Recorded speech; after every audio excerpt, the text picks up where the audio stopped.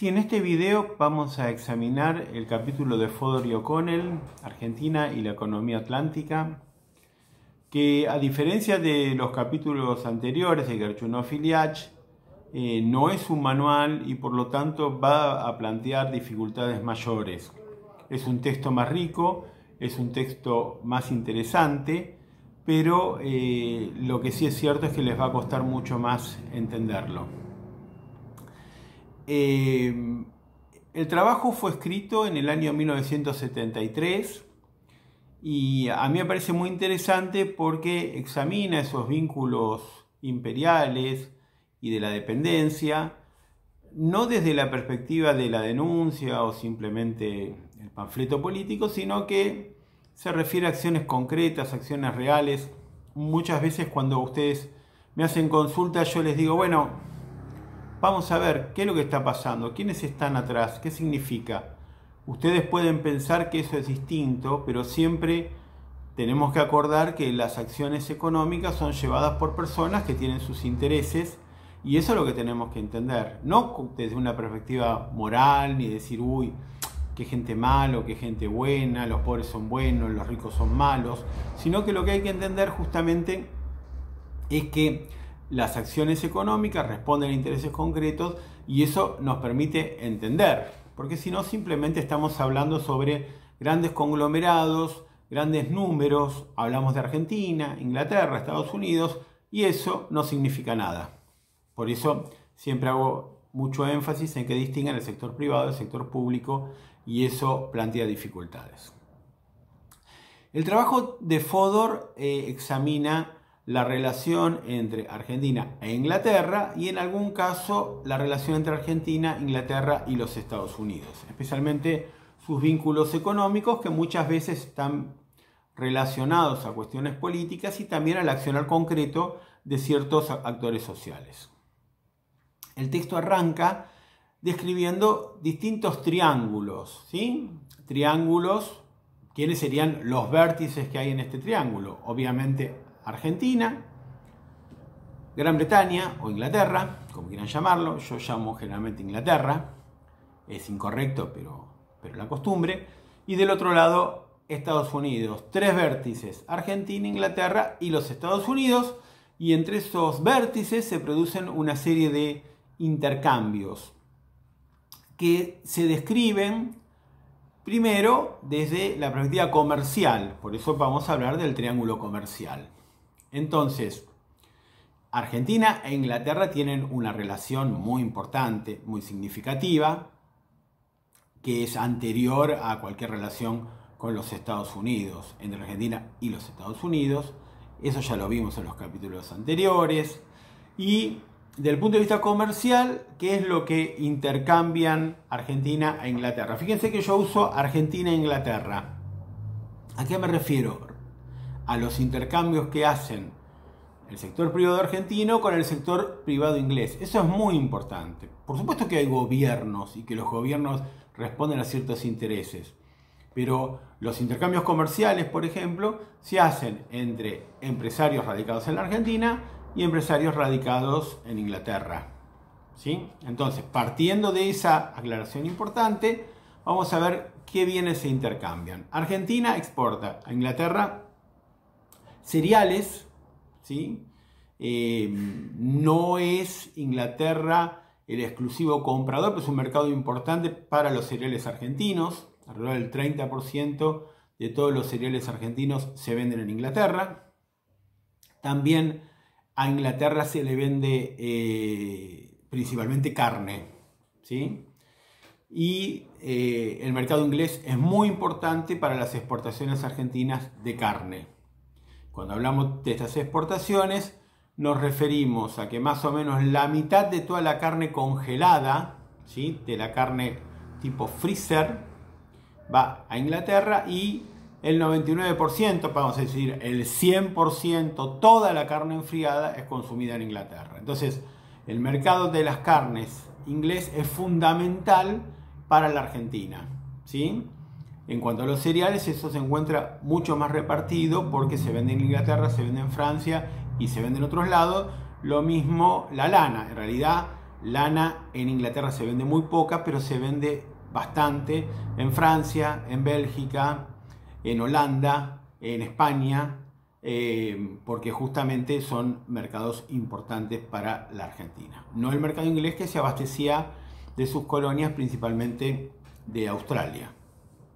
Entonces, tenemos un intercambio de bienes, esos son los productos que vende la Argentina, y desde Inglaterra importa productos manufacturados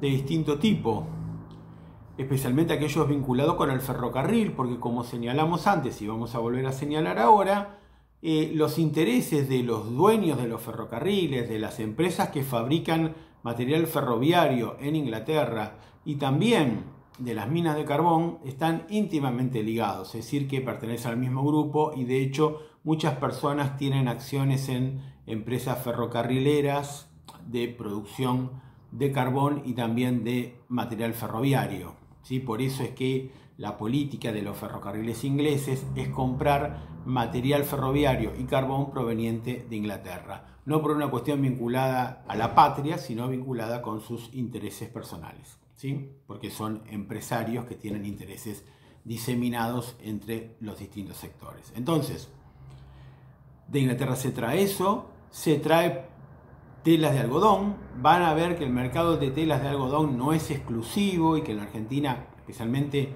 avanzado el siglo XX, van a entrar en competencia con el algodón nacional y con la producción nacional de telas de algodón, pero es un producto importante los textiles ingleses, principalmente productos tecnológicos, pero relacionados con lo que era la primera revolución industrial. Es decir, Inglaterra está unida al ferrocarril, ¿sí?, a la maquinaria de vapor y a esa tecnología. Cuando la segunda revolución industrial, que podemos situarla a finales del siglo XX, madure, la vanguardia tecnológica pasa a manos de los Estados Unidos y Alemania y queda como obsoleto todo este esquema del ferrocarril. Por eso es que el vínculo entre Argentina e Inglaterra es un vínculo que está destinado a morir por las fuerzas naturales del mercado y del progreso. Y sin embargo, vamos a ver cómo desde la clase dirigente argentina se pretende revitalizar el vínculo, principalmente teniendo como fundamento la necesidad de preservar el mercado de carnes inglés. Entonces, esos son los intercambios que se establecen entre la Argentina e Inglaterra desde el punto de vista comercial. ¿Qué vende Argentina a los estadounidenses? Prácticamente nada, muy poco. Muy poco, ¿por qué?